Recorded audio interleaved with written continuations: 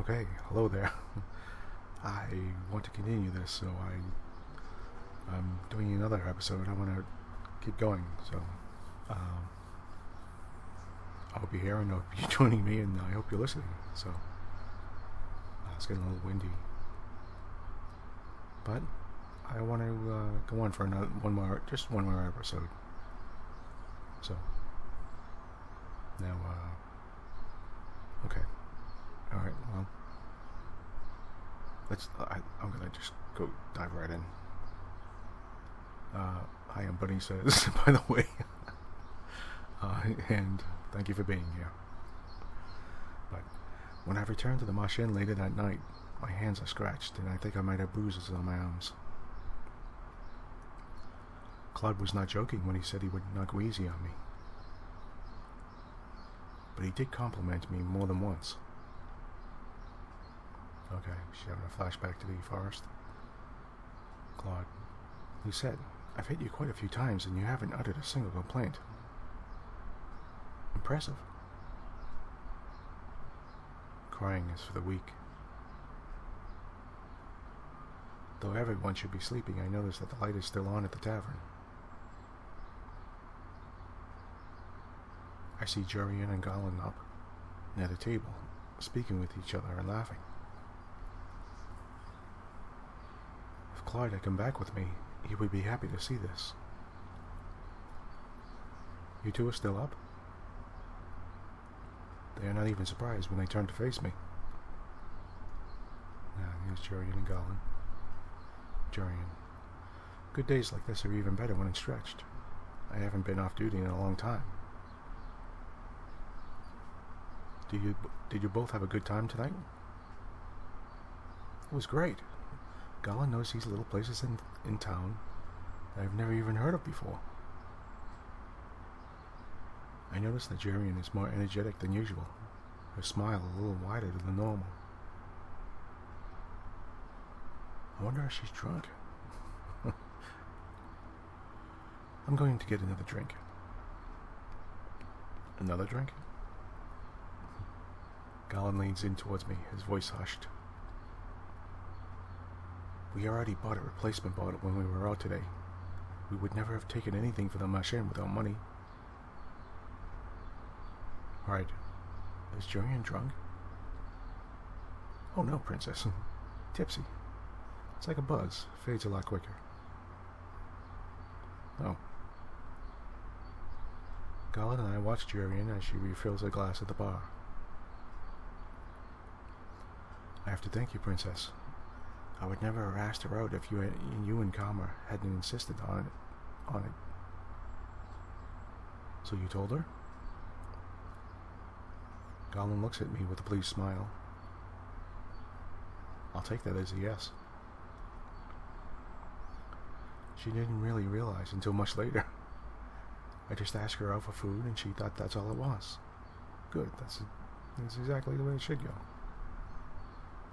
Maybe Jurian really did need to be told bluntly. What happened? Yeah, what happened? I told her. And we talked and remembered old times. He sounds like an old man. And I held her hand. I noticed Gollin flinch ever so slightly, but he is smiling. He looks pleased with himself. And the night's not over yet, so... Yeah, actually, that's a good sign. He trails off with a hopeful smile before he raises his eyebrows at me. What about you and Karma? What about us? I've asked him to train me. Train? Princess, you've asked him to teach you how to use a sword? Jurian, what's this? Our princess is going to pick up a sword? Jurian returns to the table, but I'm too tired to properly join in the conversation. I should leave them to their conversation and head to bed. I need to get some rest if I want to stop practicing at night. I excuse myself to head upstairs.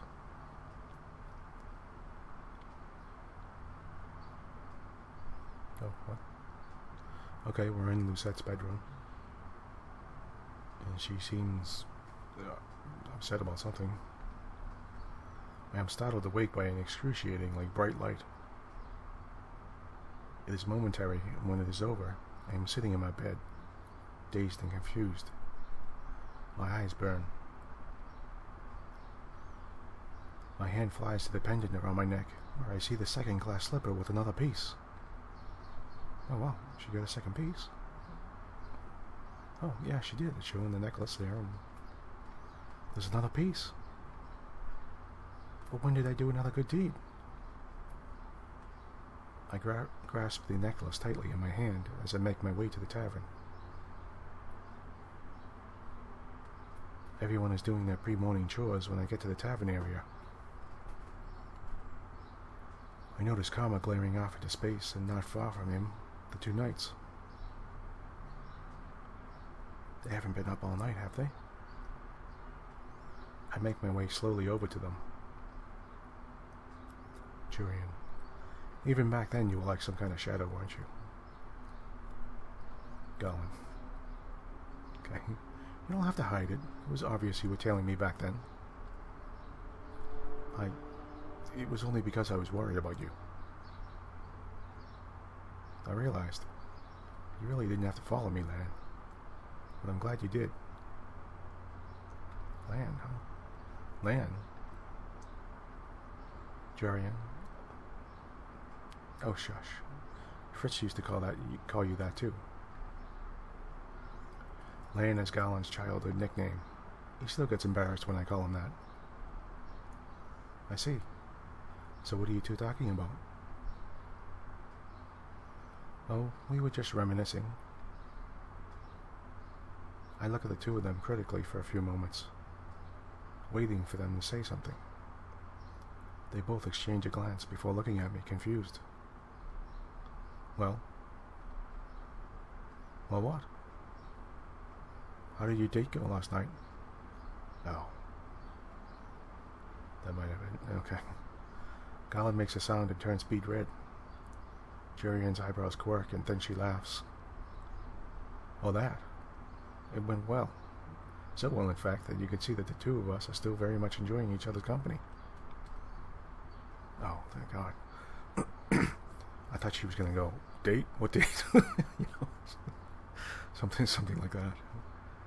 Okay. Jurian is usually busy taking her rounds around the Marchen with a scowl on her face. She looks happier being here with Gowan, more relaxed. You might even say that we're dating.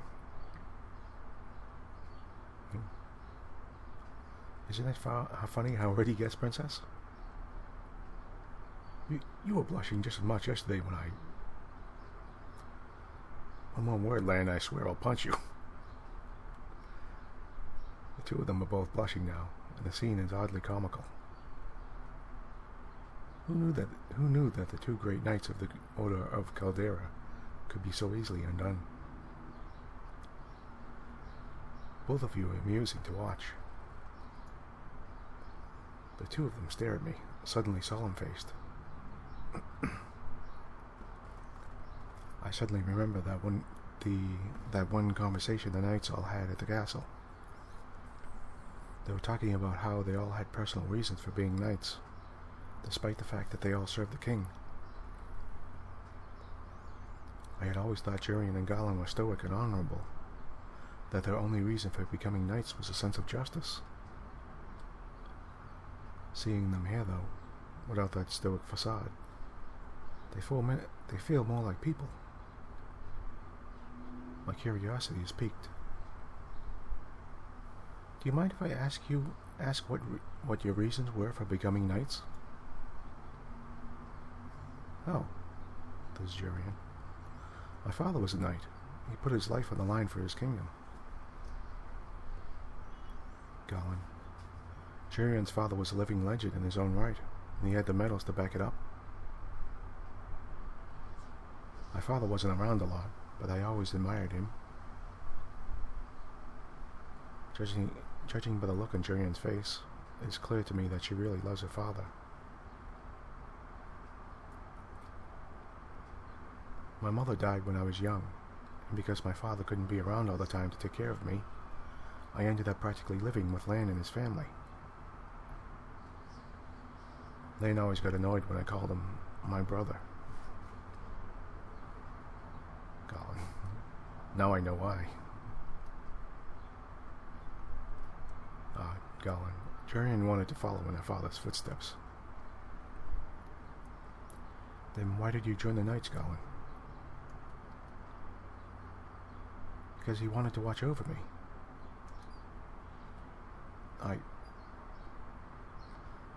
I never knew you blushed so easily, Colin. Colin seems to blush even harder at that, and Jurian's laughter becomes infectious. I feel amusement begin to bubble up as I watch the two of them. But a cold voice cuts through the laughter in the atmosphere like a hot blade through ice. Claude, or Karma. Could you keep it down over there? Well, he seems really mad. I turn and see that Claude's eyes, normally so warm or cold. His usual smile is gone, replaced with a deep scowl. Jurian. Oh, we're sorry. He's still glaring at the two of them. Oh, I can tell him about the necklace. Karma, I got another piece to my necklace. Another good deed. Claude turns his gaze to me, but the frown doesn't disappear. That's nice, darling. His voice is calm but flat, and lacks any enthusiasm. That felt lackluster, and oddly disappointing. Colin. A good deed? Congratulations, Princess. You're close to breaking your curse. Jurian, what did you get that good deed for? I'm not sure, actually. Jurian. Maybe it was for helping Lan confess. I hear you and Karma went out of your way to help make it happen. That happened yesterday, though. Maybe the magic was waiting to see what became of Colin and I. Yeah, that's true. Claude makes a dismissive hand gesture from his table, frowning. If you two insist on being so affectionate, you should get a room. Oh, okay. Affectionate. Jurian's smile has faded away into a dangerous scowl. But Colin looks confused. Jurian looks notably irritated. The shadow is still there on his face. Claude does not look okay at all. I don't get it. What's up with him? Okay, I have a choice to either comfort him or scold him.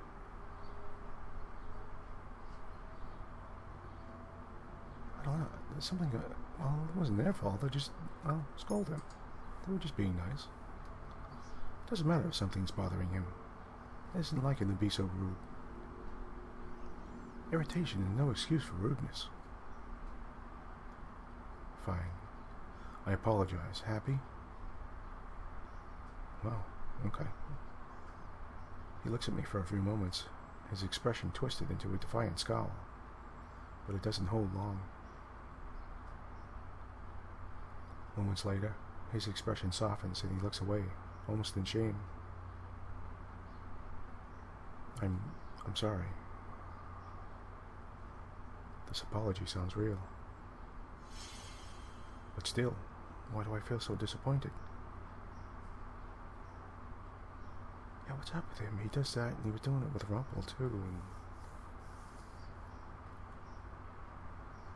Is that part of his curse, or what? When somebody else is happy, he gets sad?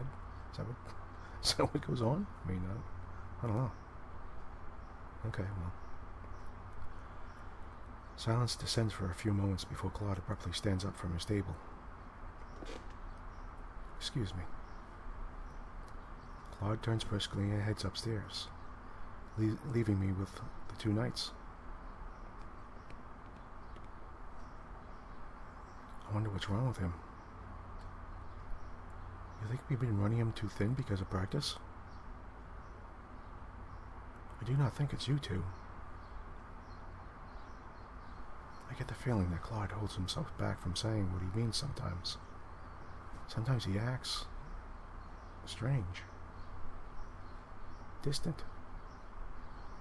And recently, he's getting more and more moody. Oh, Anise. I'm Princess. I look over at Anise, who's smiling apologetically. Sorry to interrupt. Excuse me. Oops. The wind is getting a little bustly and just knocked over something. I'll ignore it for a moment. Hope it wasn't too loud. Sorry to interrupt, but Mr. Broom is getting kind of restless. Time to sweep, I suppose. Well, maybe cleaning will help get my mind off things.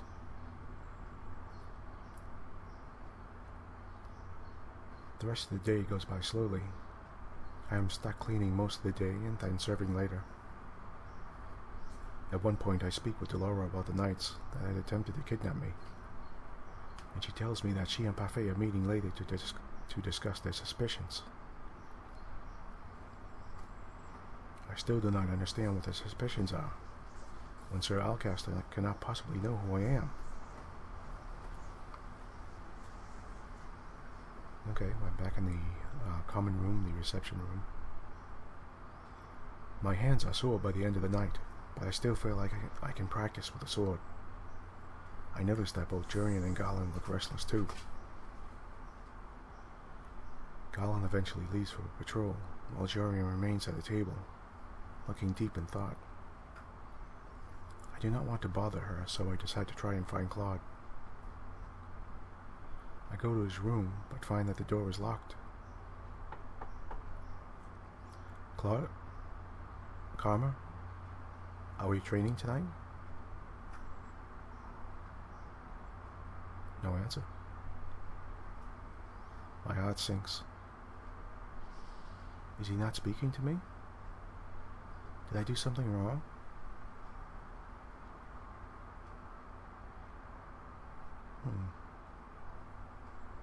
Okay. For days, Claude stayed in his room, only leaving when he had to be on patrol.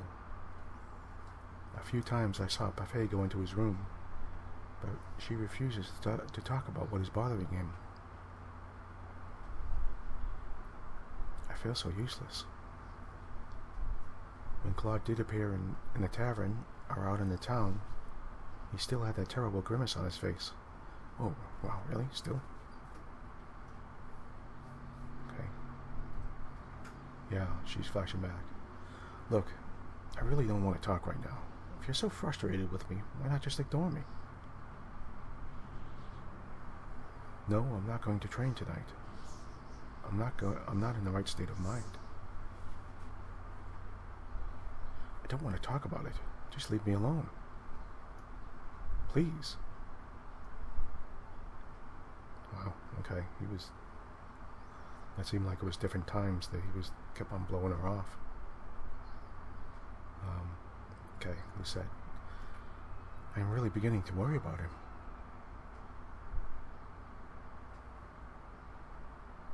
Okay, we're back in town. Today I am in town running errands with Waltz for Parfait. It has been almost a week since Claude started acting so strangely, so I thought I needed to do something for him. I know he likes dresses, and he told me once that he likes roses, but can I really find something that will cheer him up? Oh, you know what? That reminds me of the tattoo he had on his chest. It was a rose with vines encircling it or something like that. Okay, well anyway. Perhaps he would like some jewelry. Waltz, do you remember where that jewelry store Karma likes is. I don't go there very often, so unfortunately, no. Princess, is this a good deed?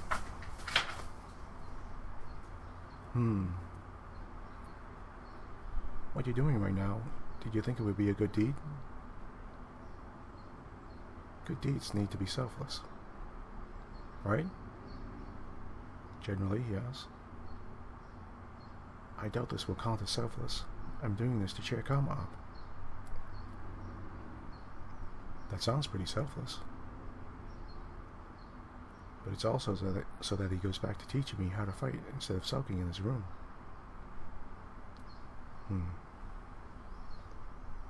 I've heard that Karma has been teaching you how to use a sword. Why do you want to learn how to fight? Because I want to be able to protect myself. It's not like I can use magic. At least sword fighting gives me an advantage. I'm sorry, Princess. I wish I could teach you magic, but it doesn't work when you're under a curse. But on your 18th birthday, when you become the Tannenbaum bearer, you'll be able to use magic. I'll instruct you if you want me to. That would be nice. Though that does not solve my current problem. What would cheer Claude up? Walt starts chuckling beside me, and I turn to look at him, confused. Carmen is important to you, isn't he? He's my partner, and he's helped me. He has also been patient with me, and smiled even when I've said some really inconsiderate things to him. I'm glad, Princess, that he's your friend. My friend. Claude does not feel like a friend. It feels like something else. Oh, Princess, is this the one you were searching for? Waltz points to a peddler sporting different kinds of jewelry, and I instantly make my way toward it. There are all kinds of glittering things displayed, and for a few moments I feel myself drawn to everything. Then I notice the price tags. I barely have any money left from when the king gave me that pouch. Well, she still has money from that. Okay. I cannot afford any of this. Maybe we should do our errands first and then look for a gift. Maybe we'll find something as we look through the stores. But if I don't get Claude's gift today, I may not be able to give it to him tonight. Princess? Okay, we have a choice again. Let's look for Karma's gift first. Let's run the errands first.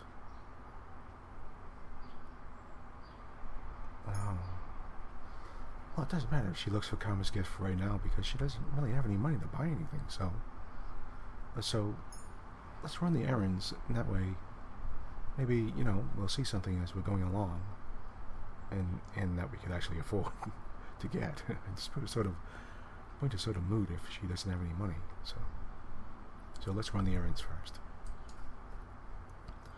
Walt has a good point. We might find something while we do the errands, and then we can get them out of the way. Besides, it's not right for me to put Claude above everyone else. Oh, good. I made the right choice again, I think. We spend a few hours gathering the supplies needed for the tavern, and only then do we start looking again for Claude's gift. Princess, I could hold more of those bags for you. It's fine. I'm used to carrying lots of bags. Does Karma make you carry them around? Princess, you should really tell him off. He does a lot of other things for me, but next time I think I will. As long as he gets out of his room sometime soon. I really hope he does. Hey, Princess. But now the problem is finding something that he'll like. What does Claude like? Princess. Oh. There's no reason for you to shout. Walt shakes his head at me, but he's smiling. Let me offer you a deal. A deal? If you help me set up one of my puppet shows, I'll pay you. Oh. You earn money from your puppet shows? I get tipped. So what do you say? I won't go easy on you, though. Yes, I'll help you. Why do you seem so surprised? I was just thinking that everyone's right. You've really changed, Princess. Maybe having Karma as a partner really was a good idea.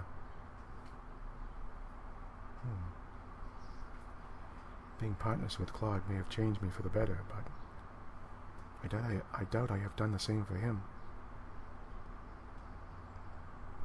I'm sure Karma would be very happy that you were buying him a gift. Receiving gifts from admirers isn't the same thing as you getting him something. He receives gifts from admirers? For a few moments, I think about the woman who chased us in town a few weeks ago, and I feel a little unpleasant stab in my heart. Small things. A man will treat him to a dessert every so often. I saw a lot of it when we did errands together. I always make Karma accept those gifts without killing the man. Killing the man? It's dramatic, but sounds like Karma. He punched Rumple when he asked him to marry him, joke or not. Karma wears his disguise to be convincing, but then gets angry when people fall for it. He is still very much a child. You know how he is. He doesn't like being flirted with. Waltz, do you know anything else about Karma's curse? His curse? He never really talks about it. Claude may be even more stubborn than me if he's not letting anyone help him with his curse. Waltz and I continue our search for a gift. Waltz tells me that I can look for something a bit more expensive, and that he'll just put me to work on another day by helping him with his puppets. Now, some strange guy. Some strange guy here. I return to the jewelry peddler we found earlier. Peddler. Hello, madam, sir. What can I help you with today? Do you have any sort of rose-shaped jewelry here? The man refers me to a box full of many different rose-shaped earrings. He then shows me necklaces, and I realize belatedly that it is as if I am searching for something for Miss Karma, not Claude. My eyes scan the glass, kneeling in defeat, before a little rose catches my attention in the back of the display window. It has a chain connected to it, but doesn't seem long enough to be a necklace. What's that one? That's a simple rose pendant, madam. It comes with a chain, but it can also be pinned to the chest. The man takes it out of the display case so I can look at it. Oh, very pretty rose pendant on a chain. This is fancy, but not completely flashy. I feel a little click as I press my fingers to the pendant. I realize it can also open. Oh yes, we could also put something small inside of it. This is perfect. I look at the price tag, and after making sure that it is not too expensive, I pay the shopkeeper.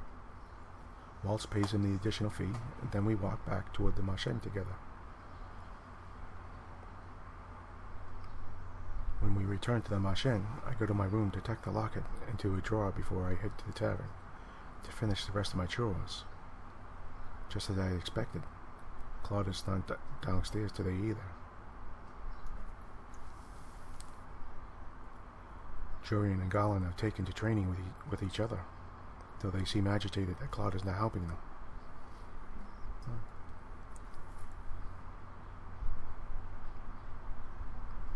Okay, we're back in Lucette's room.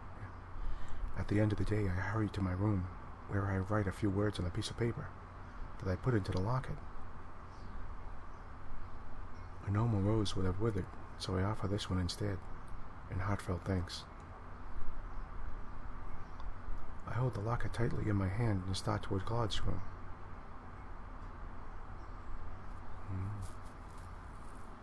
We're in the common room.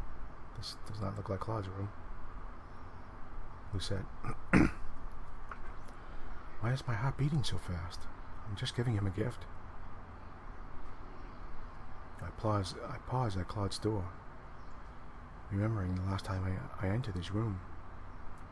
Yeah, the time you didn't knock and barged into his room. I am sure if it's okay if I just go in. You know what? I'm going to save here.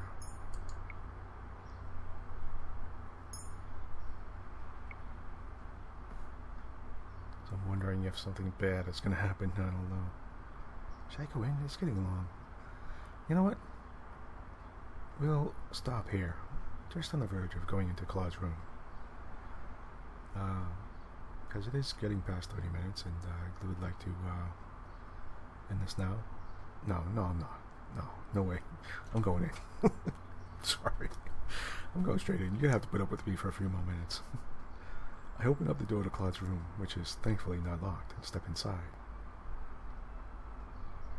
Claude is sitting motionless in front of his mirror, his shoulders slumped as he stares at his reflection. He's shirtless. And there's that tattoo. It seems different.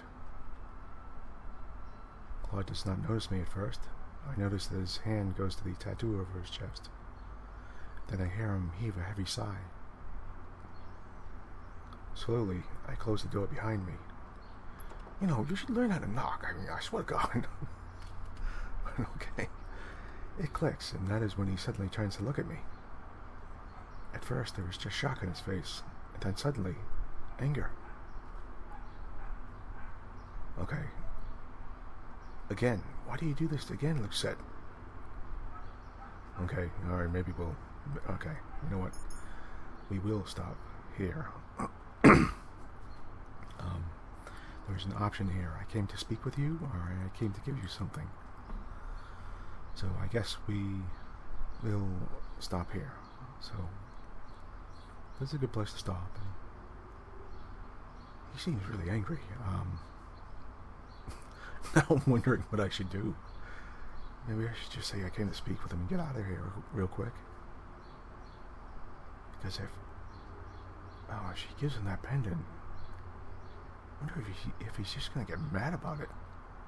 Because he keeps, it's that tattoo on his chest. I'm wondering if the rose reminds him of something bad.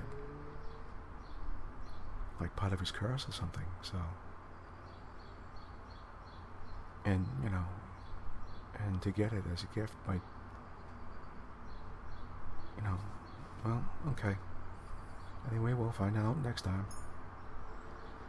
And, thank you for listening again, and glad you stayed with me. And I hope things are good with you, and have a nice day, evening, the rest of the day anyway. And I'll see you soon.